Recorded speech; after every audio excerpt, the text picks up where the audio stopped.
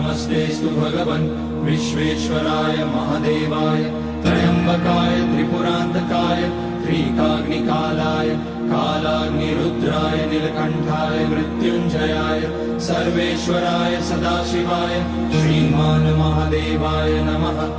ॐ नमः शम्भवाय च मयोभवाय च नमः शङ्कराय च मयस्कराय च नमः शिवाय च शिवतराय च। ॐ त्र्यम्बकं यजामहे सुगन्धिं पुष्टिवर्धनम् उर्वारुकमिव बन्धनान् मृत्योर्मुक्ष्यमामृतात्। नागेन्द्रहाराय त्रिलोचनाय भस्माकराय महेश्वराय नित्याय शुद्धाय दिगम्बराय तस्मै नकाराय नमः शिवाय। मन्दाकिनी सलिलचन्दन चर्चिताय नन्दीश्वर प्रमथनाथ महेश्वराय